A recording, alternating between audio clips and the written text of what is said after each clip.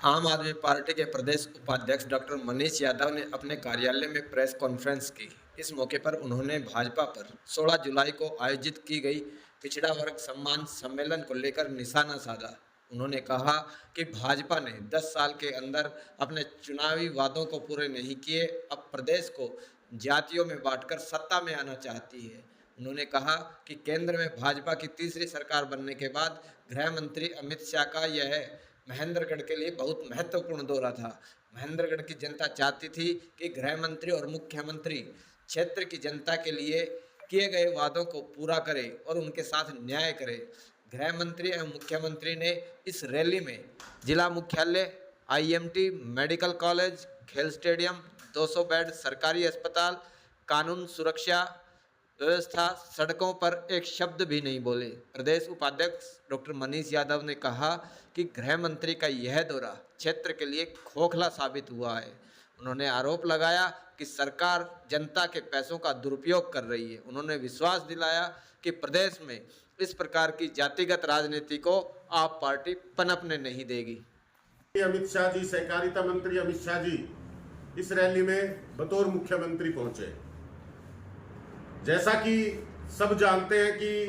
Bharatiya Janata party की देश की तीसरी सरकार बनने के बाद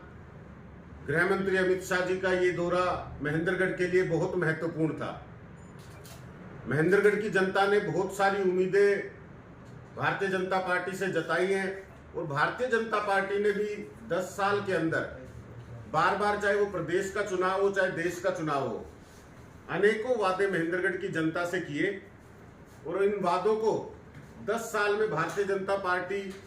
पूरा नहीं कर पाई। महेंद्रगढ़ की जनता ये चाहती थी कि इस दौरे के माध्यम से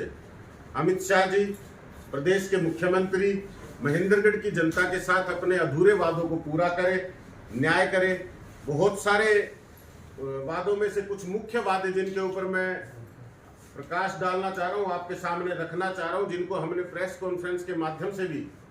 गृह मंत्री जी के इस दौरे से पहले उनके समक्ष रखा था मीडिया के माध्यम से, कि कुछ प्रमुख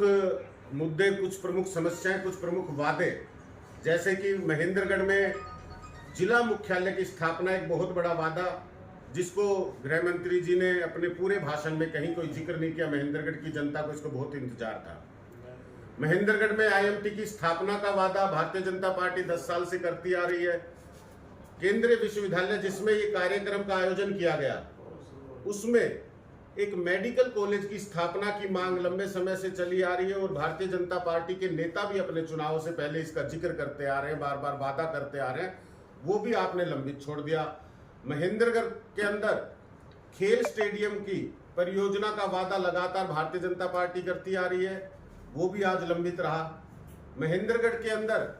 अच्छी कानून व्यवस्था, अच्छी सरकारी शिक्षा व्यवस्था, महेंद्रगढ़ के अंदर एक 200 बेड का सरकारी अस्पताल का वादा,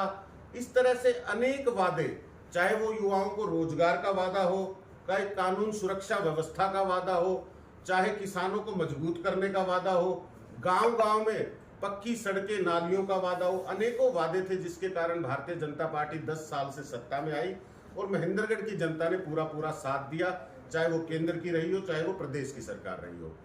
लेकिन इस दौरे में किसी भी तरह से महेंद्रगढ़ का जिक्र ना करना,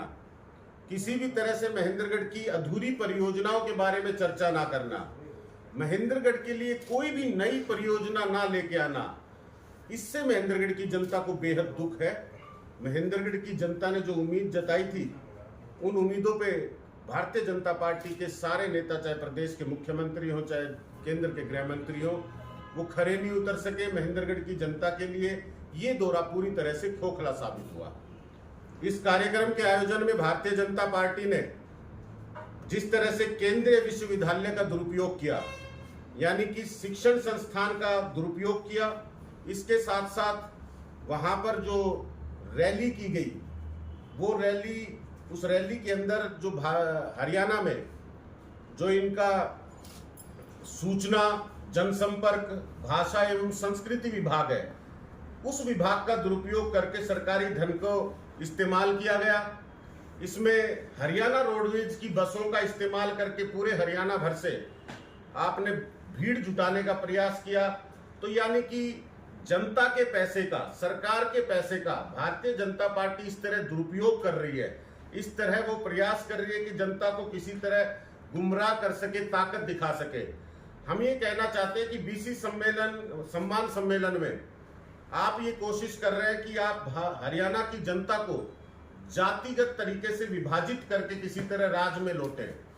2 बार प्रदेश की जनता ने आपकी सरकार बनाई और 36 बिरादरी ने भारतीय जनता पार्टी का सहयोग दिया, लेकिन उसके बाद जब आप काम नहीं कर सके, 10 साल में भारतीय जनता पार्टी किसी तरह के वादे पूरे नहीं कर सकी जो जनता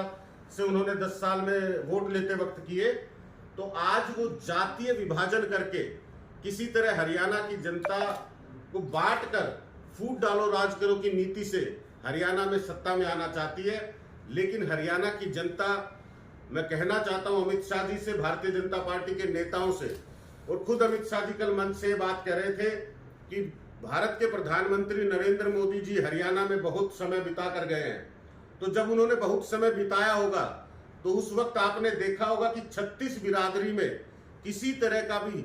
जातिगत आपस में मनमुटाव नहीं है, ना कोई एक दूसरे की जाति से एक दूसरे का परिचय रखता है। यहाँ 36 बिरादरी मिलजुल कर सुख दुख में एक दूसरे का साथ देकर रहने वाले प्रदेश है ये। यहाँ पे चाहे प्रधानमंत्री ने कभी किसी का दरवाजा खटखटाया तो कभी उनसे भी उनकी जाति नहीं पूछी गई होगी। तो आज इस समय पर भारतीय जनता पार्टी का इस तरह से झूठा प्रायोजन एक करना कि बीसी सम्मान सम्मेलन, आपने इस 10 साल के कार्यकाल में 36 बिरादरी से वोट लिया, उसमें बीसी भी सम्मिलित है, उसमें दलित भी सम्मिलित है, उसमें जनरल समाज भी सम्मिलित है। सबके साथ आपने एक समान व्यवहार किया है, सबको आपने विकास से दूर रखा है, सबको आपने जो वादे किए उन वादों को पूरा नहीं किया, उससे सबको नुकसान हुआ है। यानी 36 बिरादरी का नुकसान करके जातीय विभाजन का जो रास्ता खोलने का प्रयास भारतीय जनता पार्टी कर रही है, हरियाणा की जनता इस झांसे में नहीं आने वाली। मैं आम आदमी पार्टी की तरफ से ये विश्वास दिलाता हूं आपके माध्यम से जनता को कि इस तरह की राजनीति को हरियाणा में, महेंद्रगढ़ में विशेष तौर पे हम किसी तरह पनपने नहीं देंगे। और भारतीय जनता पार्टी के इस चेहरे को, जो वादा खिलाफी का चेहरा है, जो झूठ का चेहरा है, जो धोखे का चेहरा है, जो जात पात की राजनीति का चेहरा है, इसको लेकर महेंद्रगढ़ के गांव-गांव में जाके, प्रदेश भर के गांव-गांव में जाके जनता के सामने रखेंगे। और जिस तरह से दिल्ली और पंजाब में आम आदमी पार्टी ने काम की राजनीति स्थापित की है, जिससे 36 बिरादरी का जरूरतमंद व्यक्ति आज मजबूत हो रहा है, 36 बिरादरी का गरीब व्यक्ति आज अपनी गरीबी से लड़ाई लड़ रहा है, उसी तरह से पूरे हरियाणा के अंदर, महेंद्रगढ़ के अंदर, गांव-गांव के अंदर हम लोग आम लोगों को काम की राजनीति से जोड़ेंगे और इस विधानसभा चुनाव के अंदर भारतीय जनता पार्टी की इस गंदी राजनीति का सफाया करेंगे। डॉक्टर साहब, कल अमित शाह के द्वारा ये कहा गया है कि वो जितने भी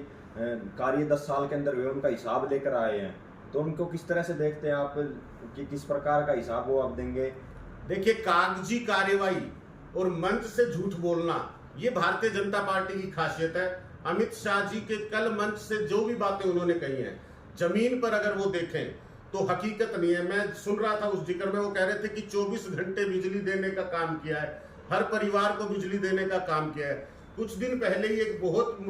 बड़ा मुद्दा, बहुत बड़ी कमजोरी या बहुत बड़ी अनदेखी भारतीय जनता पार्टी की आपके सामने मैंने रखी थी कि देवास गांव में रामविलास शर्मा जी के ससुराल में बीपीएल परिवारों को 30 साल से बिजली का इंतजार है। तो जिस तरह से